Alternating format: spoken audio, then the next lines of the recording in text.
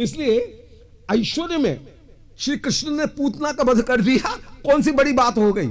जिनकी संकर्षण भगवान की एक भ्रुकुटी मात्र से ही एकादश रुद्र प्रकट हो जाएं और अनंत कोट ब्रह्मांडों का नाश कर दें, महाप्रलय कर दें, एक पूतना का वध कर लिया, तो ये कोई बड़ाई की बात है क्या। इसलिए कृष्ण का पराक्रम अंत में जाकर के कहां पर उसका फल निकलता है, वो पराक्रम जो भी वर्णन किए गए उनका फल प्रेम में ही है। प्रेम के आगे जितने भी ऐश्वर्य हैं वे सब के सब फीके होकर के ही विराजमान हैं। तो हम लीला का गायन कर सकते हैं, क्योंकि लीला श्री कृष्ण के प्रेम का वर्णन करने वाली है, कृष्ण की मधुरमा का स्थापन करने वाली है, और लीला की ही प्रधानता है। लीला के अंतर्गत ही उनके षडैश्वर्य कहीं लीला के भीतर ही समाहित होकर के विराजमान हैं, इसलिए लीला का गायन कर सकें। श्री उद्धव जी कृष्ण लीला का आनंद पूर्वक गायन करने लगे कि श्री वसुदेव जी के यहां पर आपने जन्म लिया, आप 11 वर्ष 2 महीना, उनमें भी 4 दिन कम आप ब्रज में रहे, फिर आप मथुरा में पधारे, 20 वर्ष तक आप मथुरा की लीला का विस्तार करते हुए विराजमान हुए, फिर 32 वर्ष की लीला प्रकाश के पश्चात आप श्री द्वारका पधारे और द्वारका में अपनी लीला का विस्तार करते हुए 125 वर्ष तक कुल श्री कृष्ण आप पृथ्वी मंडल को अलंकृत करते हुए अपना दर्शन देते हुए आप आनंद पूर्वक विराजमान हुए हैं, जिनकी लीला अद्भुत होकर के विराजमान।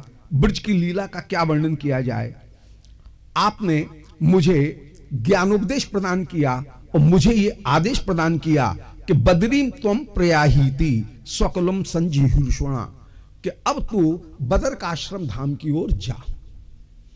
मैं उस समय द्वारका से बदरकाश्रम धाम की ओर चला, परंतु श्री कृष्ण का त्याग नहीं कर सकूं।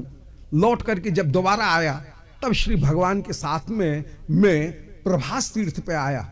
श्री प्रभु ने मुझे ज्ञानोपदेश दोबारा दिया और दोबारा ज्ञानोपदेश देकर के मुझे भेजा। मैं अब बदरकाश्रम धाम की ओर जा रहा हूं। इस प्रकार श्री उद्धव जी वृंदावन में आए। वो रात्रि एक क्षण सरी की व्यतीत हो गई है कृष्ण चर्चा में। श्री उद्धव जी एक स्वरूप से श्रीमद् वृंदावन में गुलमलता औषधि होकर के विराजमान हुए। एक स्वरूप से आप नित्य द्वारिका परकर होकर के कृष्ण के द्वारिका में, अप्रकट द्वारिका धाम में आप उनके कृष्ण के साथ में द्वारका में विराजमान हैं। और एक स्वरूप से हम सभी के साधकों को कृष्णार्थ भोगत त्याग की शिक्षा देने के लिए श्री उद्धव जी बदरकाश्रम धाम की ओर पधारे। इस प्रकार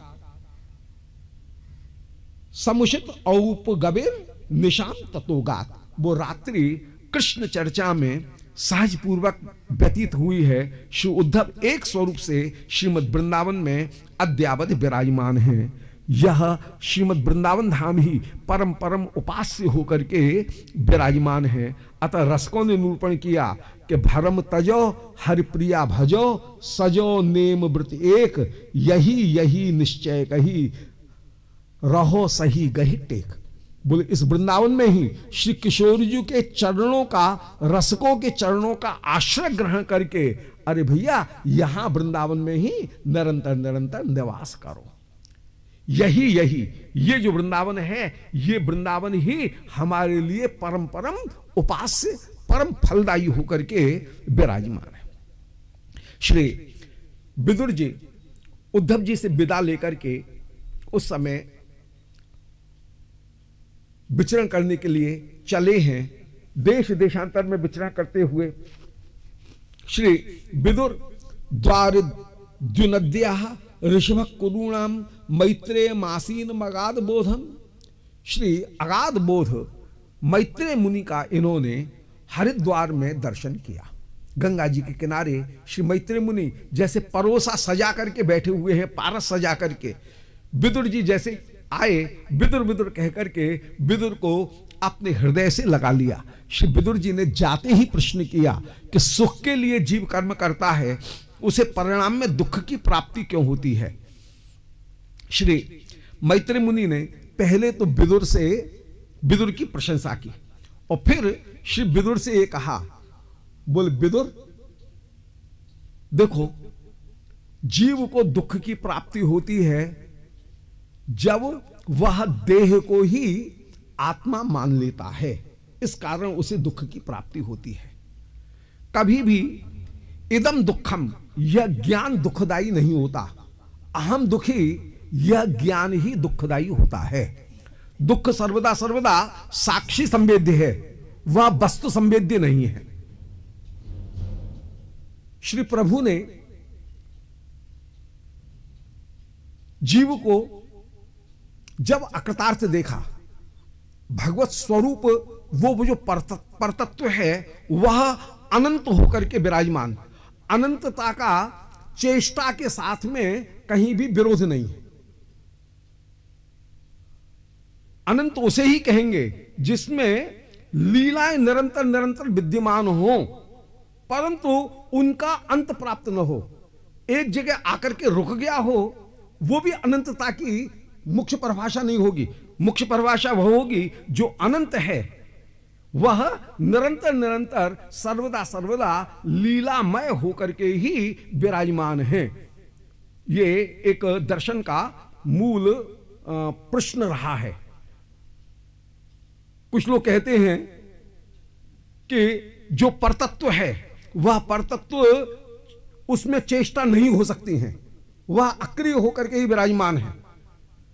वैष्णवगण कहते हैं कि नहीं, क्योंकि वह अनंत है और अनंत होने पर उसकी जो चेष्टाएं हैं, उन चेष्टाएं निरंतर निरंतर विराजमान रहेंगी, परंतु वो चेष्टाएं कभी अंत तक नहीं पहुंचेंगे। वो इतना विशाल होकर के विराजमान है कि वह चेष्टा से युक्त होकर के रह सकता है। इसलिए अनंतता और चेष्टा ये दो विरोधी वस्तु नहीं है, इनको विरोधी नहीं माना जा सकता है। और पूरा वैष्णव दर्शन इस प्रश्न के, इस सूत्र के ऊपर ही आधारित है कि भगवान सत्यम ज्ञान मनंतम होकर के, अनंत होकर के विराजमान है, परंतु अनंतता का एक गुण है कि उसमें चेष्टा सर्वदा सर्वदा विराजमान रह सकती हैं। अतः चेष्टा का अनंतता के साथ में विरोध नहीं है। श्री शंकराचार्य भगवत्पाद या ज्ञानी जन ये कहते हैं कि यदि चेष्टा है तो इसका मतलब है कहीं सीमितता आ गई, कोई चीज कम है, इसलिए उस कमी को पूरा करने के लिए चेष्टा की जा रही है, प्रयत्न किया जा रहा है।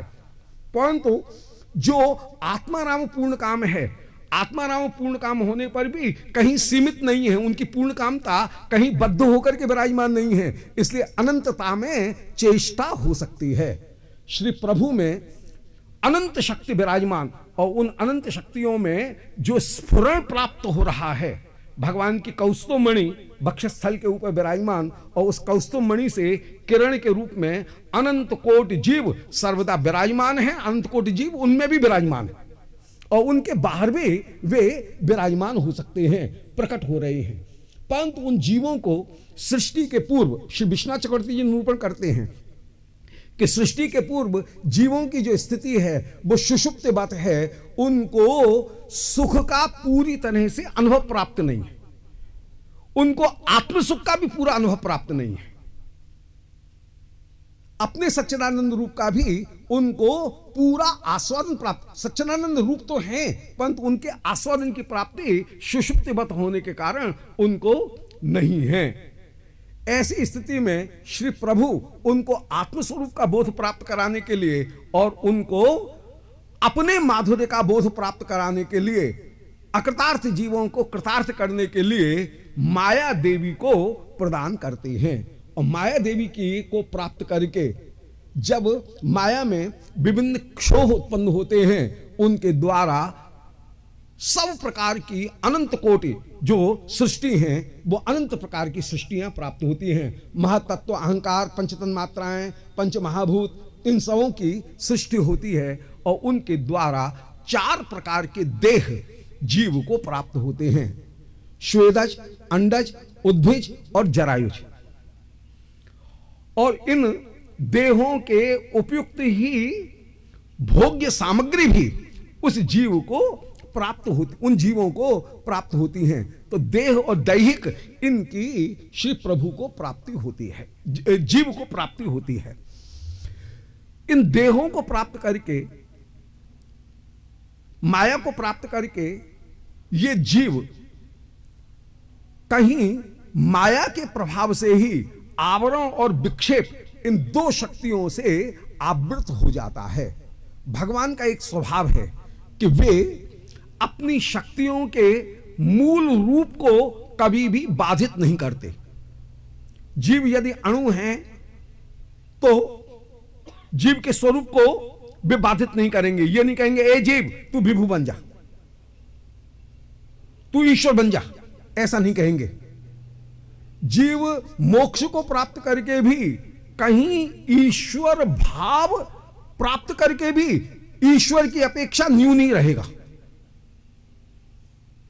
सिद्ध हो जाने के बाद में जो पार्षद स्वरूप है, उस पार्षद स्वरूप को प्राप्त कर लेने के बाद में भी जीव सृष्टि प्रवृत्ति जो कार्य हैं उनको नहीं कर सकेगा। सृष्टि कार्य जो हैं वह ईश्वर ही करेगा, ब्रह्म ही करेगा।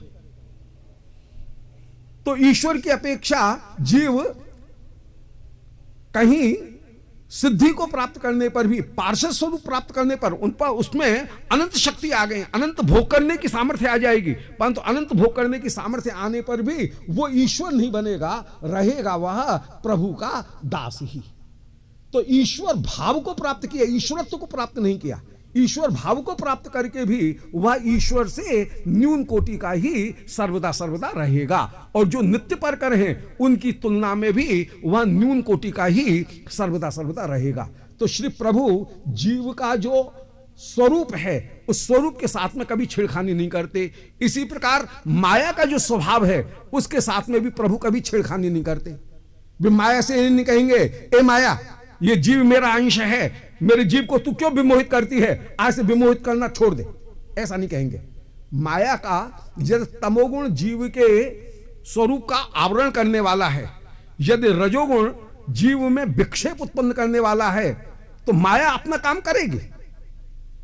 माया ईश्वर को विमोहित नहीं कर सकती है, क्योंकि जो अंधकार है वह सूर्य को ढांकने में समर्थ नहीं है। परंतु अंधकार किसी किरण का एक जो छोटा सा टुकड़ा है उस किरण को आवृत करने में अहंकार, वो अंधकार समर्थ है।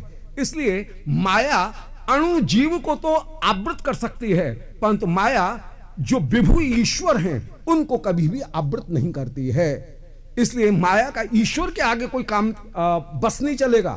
परंतु माया का स्वभाव है आवरण करना, विक्षेप करना। इसलिए जीव के सच्चिदानंद रूप को माया आवृत करते हुए विराजमान हो जाती है। अब आवरण ने जीव के सच्चिदानंद रूप को आवृत किया और माया का ही जो विक्षेप गुण है उस विक्षेप गुण ने जीव को एक भ्रम उत्पन्न करा दिया कि मैं देह हूं, मैं मन हूं। जैसे एक जादूगर अपने हाथ से कड़ा निकाले और पूरे मजमा इकट्ठा करके कहे बोले देखो जी तुम देखो तुम देखो तुम देखो, सब कह रहे हैं हां लोहे का कड़ा है। फिर जादूगर क्या करता है, बोले कोई झूठ मूठ का मंत्र बोलता है, छू मंत्र काली का जंतर, और आकाश में उछालता है और टप्प देसी उसके हाथ में एक सोने का सिक्का आकर के टिक जाता है। अब जादूगर ने 2 काम किए। एक काम उसने ये किया कि उसने लोहे के कड़े के रूप को छिपाया, और दूसरा काम उसने ये किया कि उस लोहे के कड़े में उसने सोने के सिक्के की भ्रांति उत्पन्न करा दी, इल्यूजन पैदा कर दिया, भ्रांति उत्पन्न करा दी। इसी प्रकार भगवान की बहिरंगा माया देवी ने जीव के सच्चित आनंद स्वरूप को अणु सच्चित आनंद स्वरूप, अणुचित अणु आनंद अणु सत जो स्वरूप था उसको तो किया आवृत, और उसकी जगह ये भ्रम उत्पन्न करा दिया कि मैं देह हूं, मैं मन हूं। और फिर देह के किए गए सुख दुख को ये जीव स्वयं भोगता हुआ विराजमान होता है। श्री प्रभु माया से ये नहीं कहेंगे कि ए माया मेरे जीव को ऐसे विमोहित करना छोड़ दे। श्री प्रभु माया के प्रभाव को नष्ट करने के लिए अपने संत गणों को पृथ्वी के ऊपर भेज देंगे। जो नित्य परकर है उसको पृथ्वी के ऊपर भेज देंगे, आचार्यों को पृथ्वी के ऊपर भेज देंगे, श्रीमद् भागवती संहिता को पृथ्वी के ऊपर प्रकट करा देंगे और उन भक्ति साहित्य के प्रभाव के द्वारा माया का जो आवरण है वह दूर हो जाएगा। तो भगवान किसी का जो मूल रूप है, अपनी शक्तियों का भी जो मूल रूप है, उस मूल रूप के साथ में कभी भी छेड़खानी नहीं करते हैं, बल्कि जो बहिरंगा शक्ति है उसको कहीं निरस्त करने के लिए अपनी स्वरूप भूता शक्ति को स्थापित कर देते हैं। ये श्री प्रभु की अपूर्व महिमा है। इसी बात को स्थापित करने के लिए श्री मैत्री मुनि ने सृष्टि प्रकरण निरूपण किया कि अकृतार्थ जीव को कृतार्थ करने के लिए श्री संकर्षण भगवान ने अपनी जीव रूपी शक्ति को माया देवी को प्रदान किया। माया देवी को प्राप्त होते ही माया में क्षोभ की प्राप्ति हुई और उसके द्वारा महतत्व, फिर महतत्व से अहंकार, अहंकार से पंच तन्मात्राएं, पंच महाभूत, ये सब प्रकट हुए और ये सारे पदार्थ मिलकर के 25 पदार्थ मिलकर के एक पिंड बन गए। भगवान ने संकर्षण कारणांडशाही स्वरूप में जगत का संरक्षण किया। श्री नित्यानंद प्रभु के तत्व का निरूपण कर रहे हैं, ये निताई तत्व का निरूपण कर रहे हैं कि कारणांडशाही होकर के श्री प्रभु ने उस समय माया देवी जो हैं उन माया देवी की ओर दृष्टि डाली और उसके द्वारा सृष्टि के अनंत कोटि ब्रह्मांड जो हैं उन ब्रह्मांडों की रचना की। श्री कारणांडशाही संकर्षण ही उन जीवों का कल्याण करने के लिए, उन ब्रह्माओं का कल्याण करने के लिए उन अनंत ब्रह्मांड रूपी शयनागार में अनंत स्वरूप धारण करके आप ही अलग अलग ब्रह्मांड में प्रविष्ट हुए। अर्थात कारणांडशाही ही गर्भोदशाही होकर के श्री प्रद्युम्न बन करके अनंत ब्रह्मांडों के भीतर जाकर के शयन करते हुए विराजमान हुए। उनके प्रश्वेद से वो ब्रह्मांड आधे आधे भर गया है। उनकी नाभि से कमल, कमल से ब्रह्मा उत्पन्न हुए और भगवान ने, गर्भोदशाही भगवान ने, उन सहस्त्रशीर्षा भगवान ने ब्रह्मा को भी ज्ञानोपदेश प्रदान किया। फिर जीवों का कल्याण करने के लिए जीवों के हृदय में भी अंतर्यामी रूप में अनिरुद्ध स्वरूप से श्री प्रभु विराजमान हुए। इस प्रकार कारणांडशाही श्री संकर्षण, गर्भोदशाही श्री प्रद्युम्न और क्षीरोदशाही अनिरुद्ध होकर के वे जीव मात्र का कल्याण करते हुए, पूरी सृष्टि का कल्याण करते हुए वे श्री भगवान विराजमान हुए हैं। श्री ब्रह्मा जी ने भगवान की स्तुति की।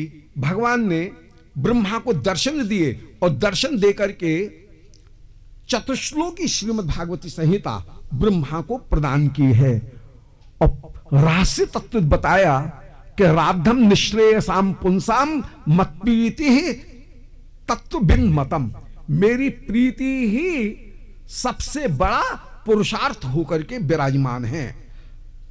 उस प्रीति को प्राप्त करने के लिए भगवान अभिधेय तत्व का निरूपण करते हुए, जैसे चतुश्लोकी द्वितीय स्कंध में थी, ऐसे ही चतुश्लोकी तृतीय स्कंध के भी 9वें अध्याय में ये चतुश्लोकी निरूपण कर रहे हैं। ब्रह्मा को ज्ञानोपदेश देते हुए भगवान कह रहे हैं कि अतो मई रतिम कुर्यात देहादिर यत्कृते प्रियः।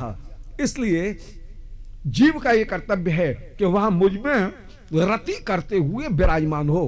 अतो मई रतिम कुर्यात, ये विधि है, ये आदेश प्रदान कर रहे हैं कि जीव को मेरा भजन करना चाहिए।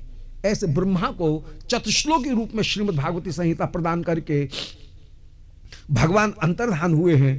ब्रह्मा ने उस समय भगवान के द्वारा रचित जो सृष्टि थी उस सृष्टि को ही फिर से प्रकट किया। 6 प्राकृत सृष्टि की, महतत्व, अहंकार, पंचमहाभूत, इंद्री, देवता और अज्ञान। फिर 3 वैकृत सृष्टि की, स्थावर, फिर पशु और फिर मनुष्य। और एंथ्रोपोलॉजी के क्रम को भी यदि देखा जाए तो एंथ्रोपोलॉजी के क्रम में भी यही, पहले वनस्पति उत्पन्न हुई, फिर पशु उत्पन्न हुए और उसके बाद में मनुष्य उत्पन्न हुए। ये क्रम वही चल रहा है। श्री ब्रह्मा के द्वारा ये जो क्रम है वो प्रकट हुए, और फिर 10वीं जो सृष्टि है वो 10वीं सृष्टि प्राकृत वैकृत रूप में श्री ब्रह्मा जी ने की है, अर्थात सनत कुमार जो हैं उन सनत कुमारों को प्रकट किया है। सनत कुमारों से कहा कि बेटा तुम सृष्टि करो। सनत कुमार बोले इस चक्कर में हम नहीं पड़ेंगे। सनत कुमार ज्ञान है, ज्ञान कर्म के बंधन में नहीं पड़ेगा। सनत कुमारों ने सृष्टि करने से निषेध कर दिया। ब्रह्मा को क्रोध की प्राप्ति हुई, अर्थात ज्ञान का बाधक पदार्थ कौन है? काम और क्रोध, ये ही ज्ञान के बाधक पदार्थ हैं। परंतु विवेक के द्वारा क्या काम और क्रोध इनको रोका जा सकता है। ब्रह्मा ने विवेक धारण किया, उस समय भौं फोड़ करके एक बालक का जन्म हुआ, वो ही रुद्र कहलाए, अर्थात क्रोध के अधिष्ठात्री देवता श्री रुद्र का जन्म हुआ। ये एक सृष्टि का प्रकरण भी चल रहा है और साथ के साथ में एक एलिगरी के रूप में, एक समासोक्ति के रूप में एक भजन की जो प्रक्रिया है वो भजन की प्रक्रिया भी चल रही है कि मुख्य तत्व जो था वह ज्ञान तत्व है। ज्ञान तत्व को बाधा डालने वाली जो वस्तुएं हैं, उनसे बचने वाली वस्तुएं वो काम और क्रोध हैं। इनमें क्रोध को दबाने पर भी क्रोध कभी प्रकट हो जाता है। उस समय क्रोध के अधिष्ठात्री देवता रूप में भगवान रुद्र उत्पन्न हुए। रुद्र ने तामसी विभिन्न सृष्टि की। ब्रह्मा बोले ये सृष्टि नहीं, इस क्रोध का सदुपयोग करो। क्रोध भक्ति द्वेषी जन, भक्ति द्वेषी जनों के प्रति ही क्रोध जो है उनका उपयोग करना चाहिए। उस समय श्री शिव आप रुद्राणियों को संग में लेकर के भगवत आराधन करने के लिए आप विराजमान हुए हैं, और तब उन्होंने जो शैव सृष्टि है वह शैव सृष्टि का विस्तार किया। ब्रह्मा ने अब कर्म मार्ग को स्थापित करने के लिए 10 ऋषियों को उत्पन्न किया, जिनमें 9 ऋषि तो 9 गोत्रों के आदि ऋषि हुए। अत्रि प्रभृति, जिनसे आत्रेय प्रभृति जितने भी गोत्र हैं वे प्रकट हुए। ये 9 गोत्र प्रधान प्रकट हुए, कर्मकांड का प्रारंभ करने वाले हुए। और 10मस् तत्र नारदः, उनमें 10वें जो हुए वो श्री नारद हुए, अर्थात भक्ति तत्व सबसे पृथक होकर के, सबसे स्वतंत्र होकर के विराजमान हैं। श्री नारद जी के द्वारा भक्ति मार्ग की श्री ब्रह्मा जी ने स्थापना की है। इस प्रकार ज्ञान मार्ग, कर्म मार्ग और भक्ति मार्ग, ये तीनों मार्ग का ब्रह्मा ने स्थापन किया है। श्री ब्रह्मा के द्वारा फिर अनेक प्रकार की सृष्टि हुई हैं। श्री ब्रह्मा अपने आप को कृतकृत्य करके मानने लगे हैं। ब्रह्मा से सबसे पहले स्वयंभू मनु उत्पन्न हुए। जो मननशील है उसका नाम है मनु। स्वयंभू मनु ब्रह्मा से उत्पन्न हुए। बोले महाराज मैं आपकी क्या सेवा करूं? ब्रह्मा बोले तुम सृष्टि को आगे बढ़ाओ। बोले महाराज सृष्टि तो आगे बढ़ाऊंगा, परंतु इस समय भू भुव स्व, ये 3 लोक जल के भीतर डूब गए हैं। कभी ब्रह्मा सोते हैं तो ब्रह्मा के सोते समय भगवान जब अपनी श्वास खींचते हैं तो खींचने के साथ साथ कई बार तो ऐसा होता है कि पूरा का पूरा ब्रह्मांड कमल वो भगवान की नाभि में चला जाता है। कई बार ऐसा होता है कि पूरा ब्रह्मांड कमल नहीं जाता है, केवल 3 लोक भूभ स्व ये भगवान की नाभि में चले जाते हैं। कभी तो पूरे के पूरे ब्रह्मा सहित पूरा कमल भगवान में अंतर्धान हो जाता है, और कभी नैमित्तिक सृष्टि में केवल 3 लोक जो हैं वो जल के भगवान की नाभि के भीतर जाकर के छिपते हैं। तो जिस समय 3 कमल ये 3 जो लोक थे भूभ स्व, ये तीनों लोक जब भीतर छिपे हुए थे, स्वयं मनु बोले मारे सृष्टि करके पृथ्वी को रखूंगा कहां? उस समय ब्रह्मा जी ने भगवान की ही वंदना की। बोले श्री प्रभु को जय सृष्टि बढ़ानी होगी तो अपने आप बढ़ाएंगे, सो ही ब्रह्मा की नाक से अंगूठा के पौरुआ के बराबर एक बराह का बच्चा छुल्ल देसी जल में गिरा और गिरते ही पर्वत सरी का रूप धारण कर लिया। ब्रह्मा ने तो विधाता को प्रणाम किया, बोले बड़ा अच्छा हुआ जो बालक, ये बराह का बच्चा नाक के भीतर नहीं फूला, नहीं तो क्या दशा होती, बाहर ही आकर के फूला है। भगवान यज्ञ पुरुष, ये स्वरूप भले वराह जैसा है परंतु ये स्वरूप प्राकृत नहीं है, परम परम दिव्य परम वंदनीय स्वरूप, यज्ञात्मक स्वरूप होकर के भगवान वराह, चतुष्पाद वराह होकर के आप प्रकट हुए हैं। आपने पृथ्वी को उस समय उखाड़ा और उखाड़ करके अपनी डाढ़ाओं के बीच में रखा है। पृथ्वी को आपने स्थापित किया, सामने से हिरण्याक्ष आया, इगड़ते करके धाम पृथ्वी पर गिरा। सब देवता शिवराह भगवान की जय जय जयकार कर रहे हैं। इस प्रकार भगवान आप सृष्टि का स्थापन करते हुए विराजमान होते हैं। वरायो आहंति इति वराह, जो जीव का कल्याण करने के लिए खोद करके पृथ्वी को निकाले उनका नाम है वराह। वो वराह स्वरूप से आप जीवों की भजन करने के अनुकूल। गोविंद श्री राधा रमण हरि गोविंद जय जय, राधा रमण हरि गोविंद जय, गोविंद जय जय, गोपाल जय जय, गोविंद राधा रमण हरि गोविंद जय जय, राधा।